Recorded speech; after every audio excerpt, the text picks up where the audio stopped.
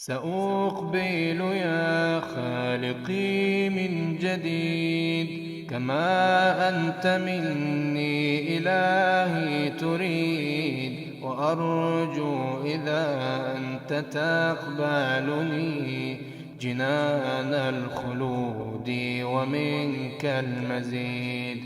عصيتك ربي فأمهلتني، وتسترني رغم أني عنيد، لأنك ربي غفور ودود، رحيم بكل الورى والعبيد.